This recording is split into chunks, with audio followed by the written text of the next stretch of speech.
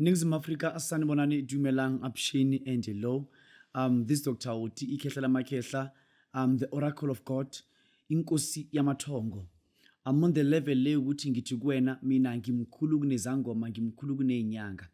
Akunamuntu oyinyanga ofana nami. Ayekho futhi umuntu oyisangoma ofana nami.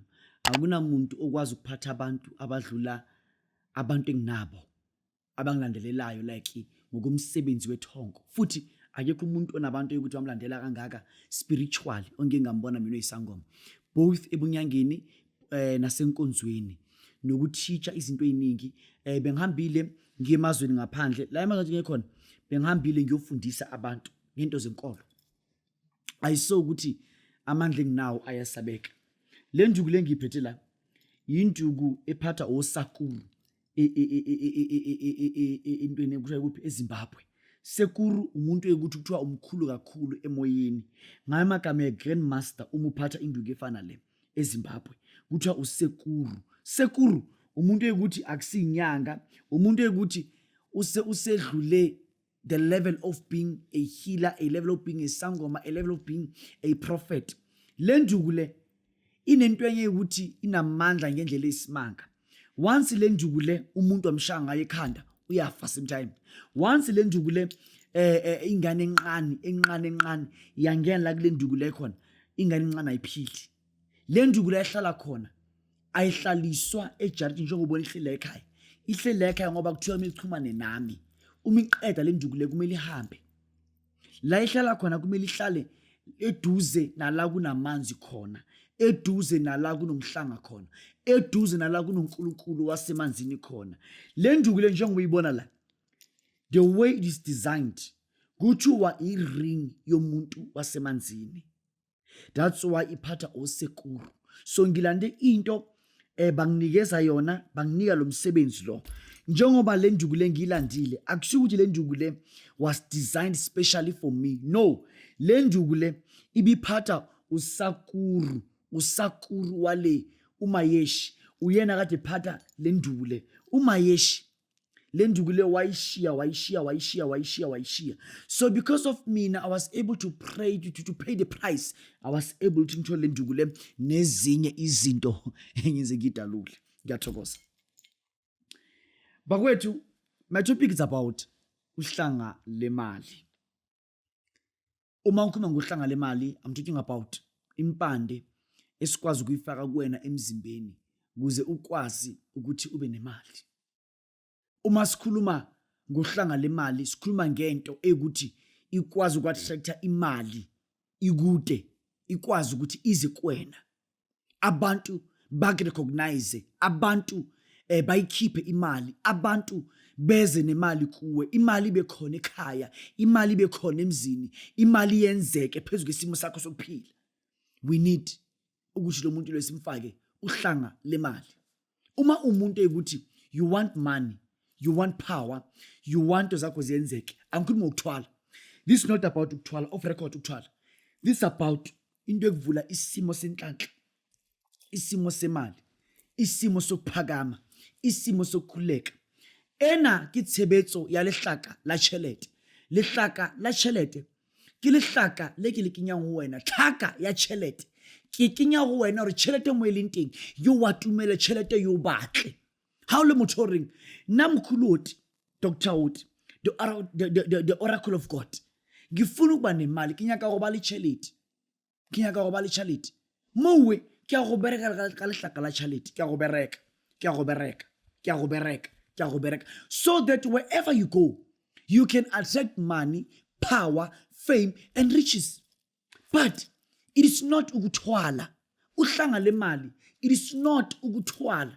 Abantu abaningi, they like to mix ukuthwala with everything ekhona. Uzo umuntu efona, Dr. Oti bengifuna uhlanga lemali, ngithi awulukhona gogo. Malini? Uhlanga lemali is from 10,000 rand.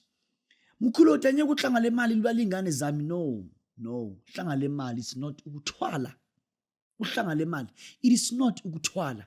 Uhlanga lemali has nothing to do nokuthwala. Uhlanga lemali has nothing to do with blood rituals. Uhlanga lemali ke pheko eleng gore gona go tsena mo weni gore gone go berekela gore wa attract charity. Ge o le mmerekong o fwe di positions, ge o le mmerekong tšhelete gone go tsena, ge o di yang tšhelete gone go tsena. That's uhlanga lemali. That's what we call uhlanga lemali. That is what you call uhlanga lemali. Huh? That is what we call uhlanga lemali. Not that uhlanga lemali is about ukuthwala. Uhlanga lemali is about blood rituals. No. Uhlanga lemali umuthi. It's a herb that we must cast. We must first cut your body, then we put it inside of your blood so that you can be able to attract money, so that money can run through your veins, so that money can run through your life. Money can run through you. That is uhlanga lemali. Huh? So for one, to be able to take uhlanga lemali, married or unmarried, you can be able to have uhlanga lemali. Uhlanga lemali, uhluphekile uhluphekanga, uhlanga lemali ungaba nalo. Uhlanga lemali is for everyone. Uhlanga lemali is for power. Uhlanga lemali is for money. Uhlanga lemali is for anything of which you can think of. Come and see me. Ngizokufaka uhlanga lemali. Lihlaka la chelete. Zama fela chelete bukana 10,000. Uze la ekhaya 180 ENM Road, Mondio, Johannesburg. 180 ENM Road, Mondio, Johannesburg. 180 ENM Road, Mondio, Johannesburg. Uhlanga lemali uzolithola. Lizokusebenzela. Uhlanga lemali uzolithola, lizokusebenzela. Call me. Ngifonele. Ngifonele. Number to call 079 294 2557.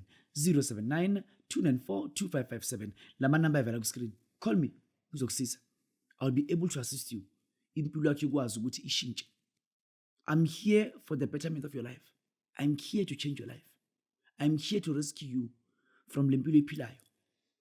But I want to state this clear.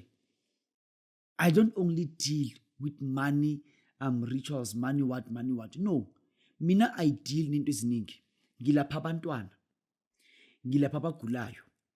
Ngilapha abantu abanenkinga eziserious. Eziserious.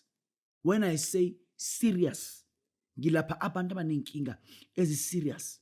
So please make sure what you call me. You call me, we see what to do. Ngiyakusiza. Ngiqinisa imizi mina. Ngiqinisa idumbu. Mina isidumbu ngiyasibamba ngisiqinise. Not ukuthi ngithi kuwena ini. Isidumbu ngiyasiqinisa umuntu oshonile. Kingwana sibiti hampi, kikotsi yampi. I'm dangerous even more than lightning. Mubona lightning ile uthi ba ngaphandle. Ba. Honzo shapa maru ba. Kikotsi lo feta maru. Kikotsi ka tsela eo. Kikotsi lo feta maru. Ka mgo ke le kotsi ka teng. So I'm trying to say to you, I'm dangerous even more than lightning. So, ngiyakusiza ngiyakusebenza. How batla lehlaka uhlanga lemali. Lehlaka la chelete. Call me. I'll be able to assist you. This is Dr. Woody all the way from 180 ENM Road, Mondio, Johannesburg. Uhlanga lemali lupowerful ngengele isimanga. I have many testimonies. I have ngohlanga lemali. I have a bunch of testimonies ngohlanga lemali. Ungajela umuntu amanga. Ngiyathokoza ngise 180 ENM Road, Mondio, Johannesburg. Ngisebenza Monday to Saturday. Uma uza kumina you book. Booking fee it is 1,000 rand. Thank you.